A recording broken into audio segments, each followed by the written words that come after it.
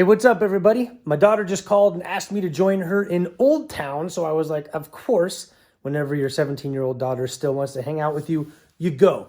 But if Old Town Records is open when we're all finished, I'm going to go digging for a little bit. Thought I'd take you with me. So hopefully this works out. Let's do this. All right, so I'm in Old Town now. Hung out with my daughter for a little bit. She's taken off to go play mini golf with her boyfriend. And now I am going to go pop into Old Town Records and I'm going to take you with me.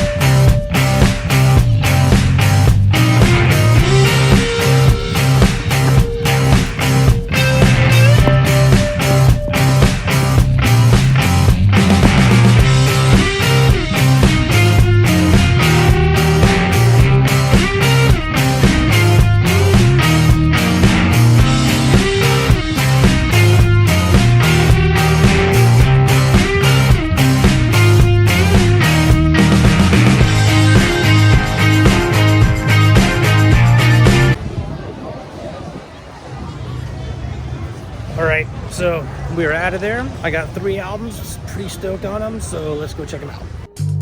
All right, gang, got home safely. Spinning right now my original copy of The Doors, and I got something nice. I got some some apple juice that I put in this cup right here because it's good to drink with records. And I want to show you the 3 albums I got. So let's do this. First one is actually from 1985. And it's actually this guy's first album. I just got into him. I just ordered one of his albums on eBay. It just got here the other day. I almost bought this one and ended up not. And I'm glad I didn't because I found it for a really good price. $5. And it's in great shape, okay? Jazz guitar on Blue Note. This is Stanley Jordan, okay? So I paid $5 for this. Not a bad deal. He is a phenomenal guitarist. My girlfriend and I were both listening, and we were the other day he popped up on one of my playlists. I was like, "Who's that?" And she was like, "Who is that?" And then all of a sudden, boom! I started digging in. So it's Stanley Jordan. I read this. Quincy Jones says this. It's nice to hear a new young guitarist who can stretch from Round Midnight to Eleanor Rigby and The Lady in My Life. Sensitive, free and daring. My favorite kind of musician, Stanley Jordan, may you forever grow. You and Wynton have made my last 5 years. I'm assuming he means Wynton Marsalis, which is one of my favorite jazz artists of all time. I've seen him live, I've met him, and that's pretty cool. So anyway, so there we go. Stanley Jordan, next album.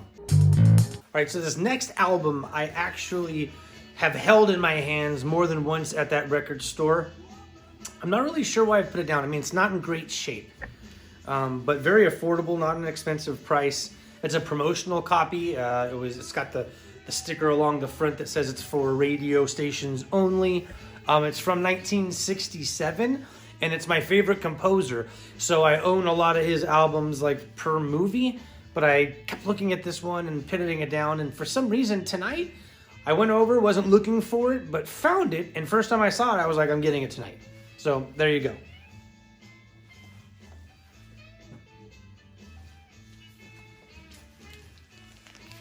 Take that off so it's not so shiny. John Barry.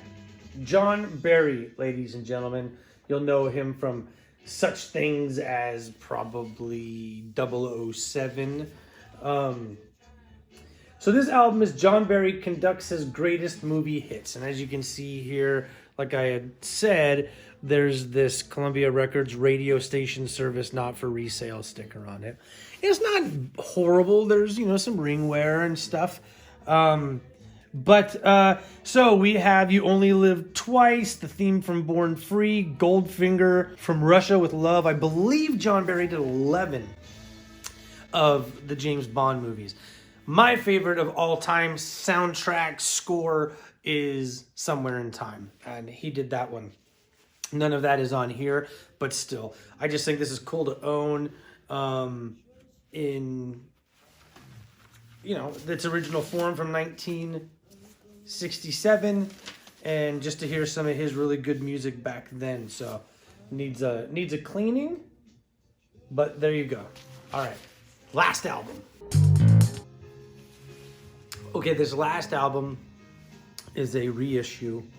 I know my camera caught it at one point. I don't know if it's going to make it into the final edit, but you may have already kind of caught a glimpse of which album this is. It's the 6th studio album by this band that, as a kid, I knew who they were, and I listened when forced to, I guess. And then as I got a little bit older, and I'm talking like in my 20s, it clicked. And I fell in love with Ronnie James Dio, his voice and anything he did. I loved him in Black Sabbath. I like him in Rainbow. So anyway, when I saw this tonight, I was like, I gotta get it. So it first was released in January of 1994. And it's their first album back after Dio and one of the guitarists, I think, went on that tour with Black Sabbath and did this huge tour with them at one point. This is a heavy, dark, disgusting record. Ladies and gents, take a look at this beauty. Now, I have not taken the shrink off yet, and I probably won't. I'll probably just open it. It's not a gatefold, and take a look at it. So, just to get this up close here, it is indeed, come on, a collector's limited edition, high quality colored vinyl. What color, you might ask me? Well, if we look right there, it will tell you purple vinyl. And it says the darkest and heaviest production of the late great Ronnie James Dio. Features Jeff Pilson of Dokken and Vinny Appice, or Appice, I don't know how to say his name, of Black Sabbath. And it's got the Rhino Rocktober sticker. So all of that is going to stay on this album. But I do want to see and show you that purple vinyl. But this album is sick. It is a great album. Kind of, I think, overlooked because his 80s catalog was just so amazing and the album artwork was so iconic. But this album just opens up with Jesus, Mary, and the Holy Ghost, and it's just in your face. You're just ow, ow. Then you've got, when you finally get down to the third song, Strange Highways, which is the name of the album, by the way, this freaking song is so tough.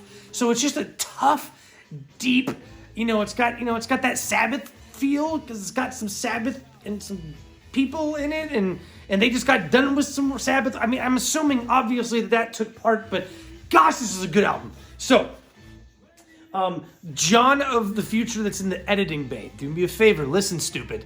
I need you to fast forward really quickly while I cut this thing open and pull out the vinyl, okay? Ready, go.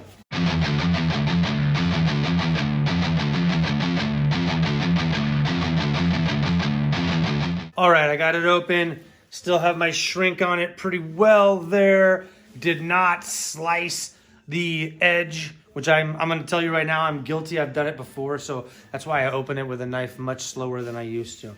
But this is what we get on the inside of this beauty. I mean, yes, Ronnie James Dio might look like your aunt that smoked a bunch, but the thing is he's still a beautiful man because of his voice. Got this cool artwork here on the back side, right?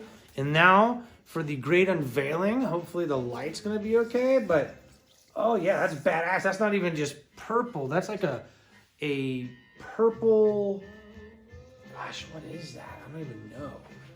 hoping that this is gonna show up pretty well for you guys. Like a purple marble. It's got a little bit of blue in it. Has a little bit of white or gray taupe kind of thing in it. So I don't know how great this is showing up. That looks like that might be a good angle perhaps. But super cool, super pretty. We had an adventure and it worked out. And I got 3 albums that I really, really want to have and I'm really excited about. And it all started with my daughter saying, yo, I'm going down to look at handbags and stuff in Old Town. You want to meet me? Yeah, let's do it. And then bing, bing, bing, bing, bing. Oh, Old Town Records. And then bing, bing, bing, bing, bing. Oh, VC. They probably want to go with me. And here we are. So this is awesome. The knife's making me a little bit nervous, but this is awesome. So I will talk to you next time. Be blessed.